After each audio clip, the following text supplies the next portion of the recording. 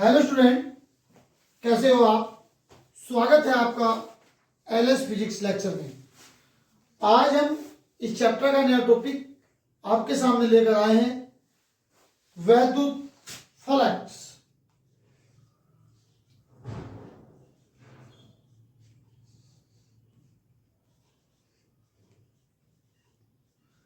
वैद्युत फलक। वैद्युत फलक से पहले आपको एक चीज का ज्ञान होना जरूरी है। जैसे हमारे पास कोई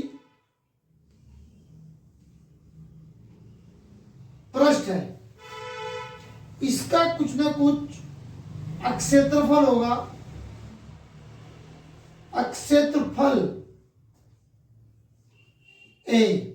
एरिया इसका अक्षेत्रफल अपने आप में सभी बच्चे जानते हैं, राशि एक अदिश है। परंतु यदि इसके पृष्ठ आपको कैसे बताया जा, कैसी चीज को लिया जा, थोड़ा ये देखें थोड़ा। ये आपके पास एक पृष्ठ है, पृष्ठ ये पृष्ठ है, ये पूरा ये पृष्ठ लिया जाए। अब पृष्ठ के यदि इसके देखें, पृष्ठ के देखें तो ये इसके लंबवत है, इसको बोला जाता है अक्षेत्रफल सदिश। ये नीचे भी हो सकता है, इसके नीचे की ओर भी हो सकता है। ये क्षेत्रफल सदिश है, इसे क्षेत्रफल सदिश कहते हैं। तो ऐसे ही ये आपके पास ऐसे बन जाता है एक अक्षेत्रफल सदिश। और क्षेत्रफल सदिश ए वेक्टर, ए सदिश।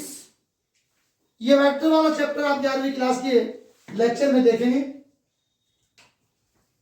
11वीं क्लास के जब चैप्टर स्टार्ट होगा वेक्टर का तो वहां आपको मिलेगा। परंतु वैद्युत फलक्स पढ़ाने के लिए सबसे पहले आपने अक्षेत्रफल सदिश के बारे में बताएंगे।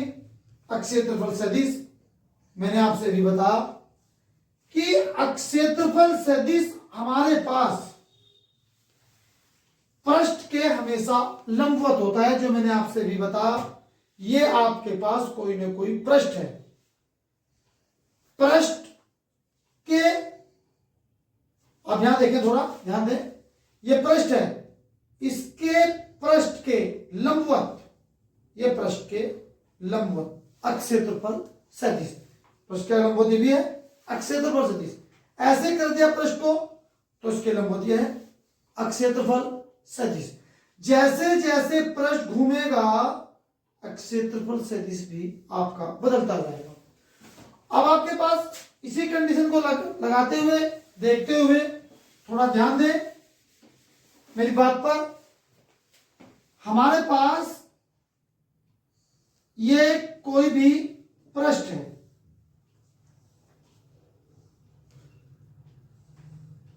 यहां से निकल रही है वैद्युत बल रेखाएं। अब बात करते हैं पृष्ठ की। वैद्युत फलक्स को फाई से दर्शाते हैं बच्चे, फाई ई, इलेक्ट्रिक फाई से दर्शाते हैं, फाई ई लिख सकते हैं। अब हमें कहा कि इस पृष्ठ से कितनी वैद्युत बल रेखा निकल रही है, इसका वैद्युत फ्लक्स कितना होगा। काउंट करें, 1 2 3 4, इससे निकल रही, तो इसका वैद्युत फ्लक्स 4।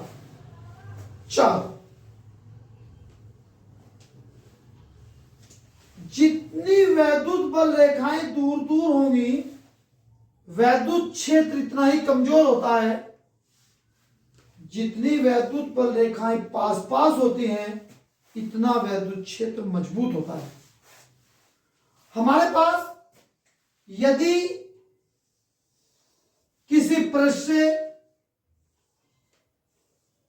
वैद्युत बल रेखाएं ऐसे गुजर रही हैं, तो हमने कहा इसका वैद्युत फ्लक्स कितना है, तो उसकी वैद्युत बल रेखाओं की संख्या को गिने 1 2 3 4 5 6, तो उसका वैद्युत फ्लक्स 6 है। तो इसकी परिभाषा वैद्युत फ्लक्स की क्या बन जाती है, किसे कहते हैं वैद्युत फ्लक्स, किसी अक्षेत्रफल या किसी पृष्ठ के क्षेत्रफल से गुजरने वाली लंबवत वैद्युत बल रेखाओं की संख्या को वैद्युत फ्लक्स कहते हैं। परिभाषा बहुत है, आपने 11वीं क्लास में राशि पढ़ेंगे, आप एदिश क्या है, आप सैदिश क्या है, स्केलर और वेक्टर, ये 11वीं क्लास में आप लोगों ने टॉपिक पढ़ाया जाएगा, बताया जाएगा एदिश और सैदिश के बारे में। जिन बच्चों ने 11वीं क्लास में एदिश और सैदिश वाला चैप्टर पढ़ा है वेक्टर विश्लेषण का, तो उन्हें ज्ञान है। अब यही बात यहां पर बताई गई, किसी पृष्ठ के क्षेत्रफल से गुजरने वाले लंबवत वैद्युत बल रेखाओं की संख्या को वैद्युत फ्लक्स कहते हैं। या और भी परिभाषा है, और भी बता सकते हैं, क्या बना सकते हैं, आपके पास कोई भी पृष्ठ है,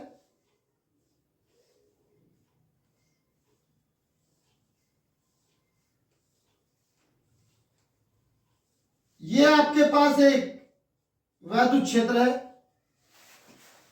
वैद्युत क्षेत्र अपने आप में एक सदिश राशि है, और इस पृष्ठ के लंबवत आपके पास, मैं बार बार जिक्र करूंगा पृष्ठ का, पृष्ठ के लंबवत, ये पृष्ठ ऐसे है, इसके लंबवत इधर जाएगा, आपके पास पृष्ठ ऐसे होगा, इसके लंबवत ऐसे होगा, तो आपके पास ये अक्षेत्रफल ए, अक्षेत्रफल सदिश।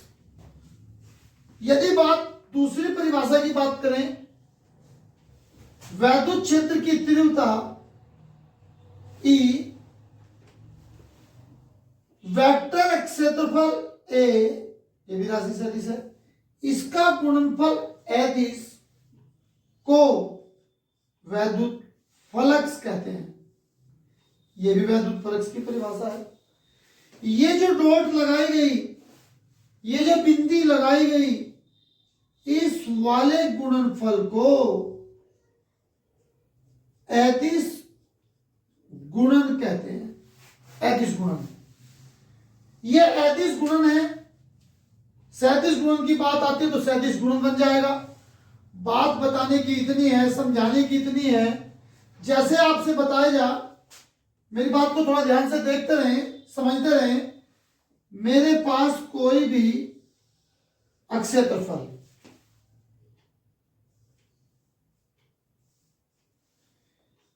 ये वैद्युत क्षेत्र, अब आपके पास ये क्षेत्र ऐसे रखा गया है, तो उसका वेक्टर क्षेत्रफल, ये वेक्टर क्षेत्रफल, ध्यान से देखते रहें, बात को समझते, रटना कुछ नहीं। वेक्टर क्षेत्रफल ये रहा, तो उसका वेक्टर क्षेत्रफल ये है।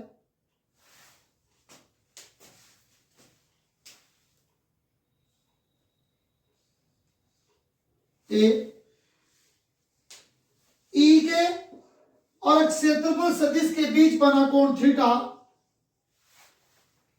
आपके पास जो इसका वैद्युत फ्लक्स है, वैद्युत फ्लक्स फाई समानुपाती है ई के, फाई समानुपाती है ए के, क्योंकि फाई निर्भर करता है अक्षेत्रफल पर। अक्षेत्रफल से गुजरने वाली वैद्युत बल रेखाओं की संख्या अधिक होने पर वैद्युत क्षेत्र मजबूत होता है, बल रेखाओं की संख्या कम होने पर वैद्युत क्षेत्र कमजोर रहता है।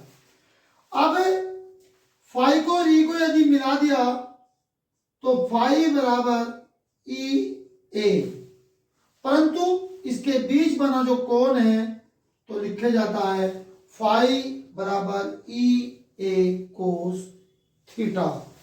आपके पास ये जो ई ए कोस थीटा है 11वीं क्लास की फिजिक्स में बताया गया है, ई ए कोस थीटा बन जाता है ई डॉट ए, जो मैंने यहां बताया।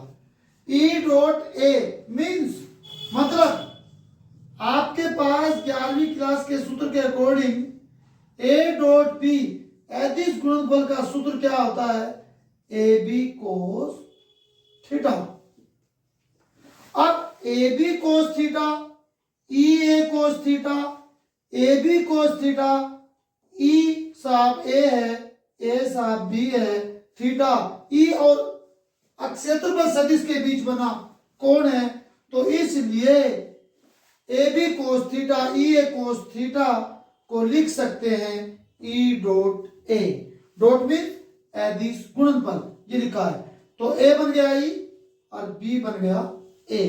तो आपके पास ये वैद्युत फ्लक्स है, और वैद्युत फ्लक्स के अकॉर्डिंग आगे चले थोड़ा। जैसे मैंने इस क्षेत्रफल को अभी थोड़ा देखते रहे, इस पृष्ठ को मैंने पहली केस में लिखा ऐसे, केस नंबर फर्स्ट में मैंने इस क्षेत्रफल को बना दिया ऐसे। केस नंबर सेकंड में मैंने इस क्षेत्रफल को बना दिया ऐसे। केस नंबर थर्ड में अब यदि आपसे बात की जा, मेरे पास थोड़ा ध्यान दें, मेरे पास ये पृष्ठ है, पृष्ठ, इससे वैद्युत बल रेखाओं की संख्या निकल रही है। जैसे मान लें ये वैद्युत बल रेखाएं हैं, वैद्युत बल रेखाओं की संख्या ऐसे निकल गई, ऐसे इसके बीच में नहीं, ऐसे गई फटाक किसी बाहर निकली, तो वैद्युत बल रेखाओं की संख्या कितनी हुई, 4। तो ऐसे ही थोड़े यहां देखें, इस पृष्ठ के बारे में देखें, तो ये जो पृष्ठ है, इस पृष्ठ से वैद्युत बल रेखा की संख्या, ये वैद्युत क्षेत्र आपके पास ऐसे होगा, और इस पृष्ठ का क्षेत्रफल हमेशा पृष्ठ की क्या होगा, उसी की ओर आपके पास वैद्युत क्षेत्र तो रहा ये, और इसका क्षेत्रफल भी रहा ये, तो हमारे पास ई भी इसी ओर है, और वेक्टर क्षेत्रफल क्षेत्रफल सदिश भी आपके पास उसी ओर है, तो इसके बीच कोण कितना होगा, 0। अभी अभी आप लोगों ने सूत्र पढ़ा, फाई बराबर ई ए कोस थीटा, और थीटा के स्थान पे हमने प्यारे बच्चों क्या रखा, 0, और कोस 0 का मान कितना आ गया, 1। तो आपके पास 1 की गुणा मल्टीप्लाई ई में ए में करी तो कितना प्राप्त हुआ, ई ए। ये बात बताई इस पृष्ठ की, इस पृष्ठ के बारे में बताया आपसे। पृष्ठ ऐसे रखा हुआ है, वैद्युत क्षेत्र इधर ही है, वेक्टर क्षेत्रफल सदिश भी इधर ही है, तो आपके पास इसके बीच कितना कोण बना, 0। अब आपके पास दूसरी कंडीशन चलती है, इस क्षेत्रफल को हमने घुमा के ऐसे कर, वैद्युत क्षेत्र ये रहा, वैद्युत क्षेत्र आपके पास ये रहा जी, इसकी दिशा इधर है, परंतु क्षेत्रफल, इसका क्षेत्रफल सदिश ऐसे होगा, ऐसे ऐसे क्षेत्रफल सदिश ये, क्षेत्रफल सदिश ये, तो आपके पास इसका क्षेत्रफल सदिश ये रहा। तो ई के और क्षेत्रफल सदिश के बीच कोण कितना बन गया, 90।